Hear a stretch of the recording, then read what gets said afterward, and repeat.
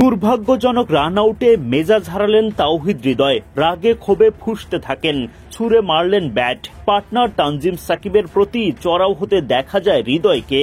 এভাবে হৃদয়ের উইকেট হারানোতে হতাশ হয়ে পড়েন সাকিবও। 50-র পর ইনিংসটা আর বড় না করে ফিরে যেতে হয় তাওহিদ হৃদয়কে। অমন ভুল বোঝাবুঝিতে বাংলাদেশও বঞ্চিত হয় বড় পুঁজি থেকে। তার আগে শান্ত মিরাজরাও ব্যাট হাতে ব্যর্থ হন। সিরিজের দ্বিতীয় ওয়ানডেতে টস জিতে আগে ব্যাটিংয়ের সিদ্ধান্ত নেন বাংলাদেশ অধিনায়ক মেহেদী হাসান মিরাজ। টাইগারদের হয়ে ইনিংস শুরু করতে নামেন পারভেজ ইমন ও তানজিদ তামিম। আশিতা ফার্নান্দোর নাকাল বলে তামিমের ব্যাটের কানায় লেগে বল চলে যায় উইকেট কিপার কুশল মেন্ডিসের গ্লাভসে।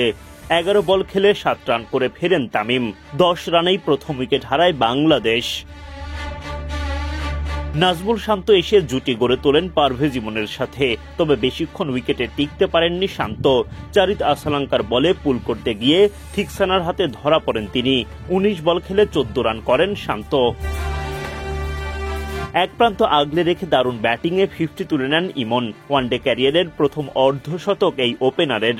বাংলাদেশকে এগিয়ে নিয়ে যেতে থাকা ইমনকে থামিয়ে দেন হাসারাঙ্গা। 69 বলে 6টি 4 ও 3টি ছক্কায় 67 রান করেন ইমন। দলীয় 110 রানে তৃতীয় উইকেট হারায় বাংলাদেশ। চামিরার বলে পুল করতে গিয়ে বড় ভুল করে ফেলেন অধিনায়ক মেহেদী হাসান মিরাজ। ব্যাকওয়ার্ড স্কোয়ার লেগে ক্যাচ নেন প্রথম নিশাঙ্কা।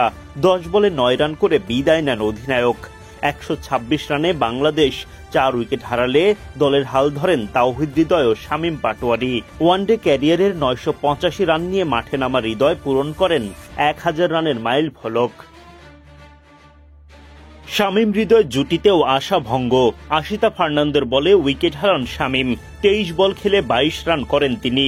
হৃদয়কে ফেলে 24 রান করে আশিতা ফার্নান্দোর বলেই এলবিডব্লিউর শিকার হন জাকের আলী অনিক। 204 রানে বাংলাদেশ হারায় 6 উইকেট।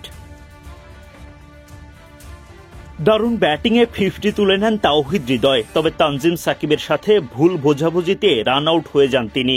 এই সময় মেজাজ হারান হৃদয়ের বিদায়ের পর বাংলাদেশের বড় পুঁজি পাওয়ার স্বপ্ন থমকে যায়।